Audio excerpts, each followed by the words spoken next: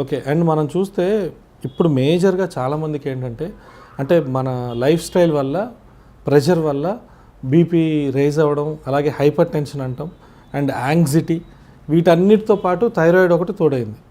So దీంతోపాటు sugar, ఇది చాలా ఎర్లీ స్టేజెస్లోనే చూస్తున్నాం. ఈ ఇంపాక్ట్ కూడా హెయిర్ మీద ఉంటుందా? అంటే ఈ థైరాయిడ్ పేషెంట్స్లో కానీ, షుగర్ పేషెంట్స్లో కానీ, లేకపోతే anxiety and at the same time high blood pressure ఉన్న వాళ్ళకి కూడా ఓవర్ వెయిట్ అయ్యి హెయిర్ ఫాల్ అయ్యే ఛాన్సెస్ ఉంటుందా? సో ఏ ప్రాబ్లం ఉన్నా కూడా డెఫినెట్లీ హెయిర్ ఎఫెక్ట్ అవుతుంది. ఐదర్ అయితే థైరాయిడ్ ప్రాబ్లమ్స్లో కానివ్వండి, డయాబెటీస్ వల్ల కానివ్వండి, because they are under stress, medication and ఈ అండర్లయింగ్ డిజార్డర్స్ ఉన్నప్పుడు hair is the very sensitive point. ఇప్పుడు ఫీవర్ వచ్చినా కూడా యాంటీబయాటిక్స్ వాడినా కూడా ఫస్ట్ హెయిర్ ఫాలే ఉంటుంది. సో డెఫినెట్గా హెయిర్ ఫాల్ అనేది వీళ్ళందరిలో కూడా ఉంటుంది.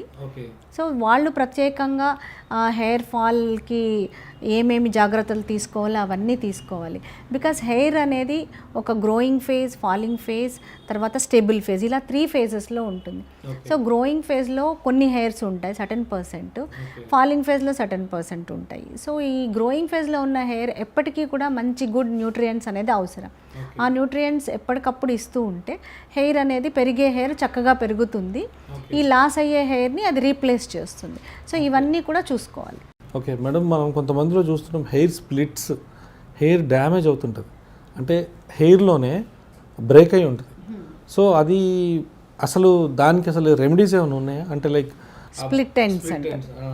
స్ప్లిట్ ఎండ్స్ అనేవి హెయిర్లో రఫ్ అవ్వడం వల్ల స్ప్లిట్ ఎండ్స్ అనేవి వస్తాయి. హెయిర్లో కూడా మాయిశ్చరైజర్ అనేది తగ్గితే, కెరాటిన్ డ్యామేజ్ అయినప్పుడు, లేదా కొన్ని రకాల ట్రీట్మెంట్స్, ఇప్పుడు హెయిర్ స్ట్రైటనింగ్ అని అలా తీసుకున్నప్పుడు హెయిర్ డ్యామేజ్ అవుతూ ఉంటుంది, హెయిర్ రఫ్ అయిపోయి ఈ స్ప్లిట్ ఎండ్స్ అనేవి వస్తూ ఉంటాయి. సో ఈ స్ప్లిట్ ఎండ్స్ వచ్చినప్పుడు టైప్ ఆఫ్ హెయిర్ ఎలా ఉంది, మాయిశ్చరైజర్ ఉందా లేదా, హెయిర్ షాఫ్ట్ ఎలా ఉంది, హెయిర్ స్ట్రక్చర్ అంతా కూడా నీట్గా ఉందా లేదా, ఎనీ డ్యామేజ్ అయిందా చూసుకోవాలి. స్ప్లిట్ ఎండ్స్ ఉన్న హెయిర్ కట్ చేసి proper hair care for the growth, good food, తర్వాత moisturizing the hair and proper shampoos. ఎందుకంటే డ్రై షాంపూనా ఫర్ హెయిర్ డ్రై ఉందా లేకపోతే ఆయిలీ ఉందా, ఆయిలీగా ఉన్నప్పుడు కాదు.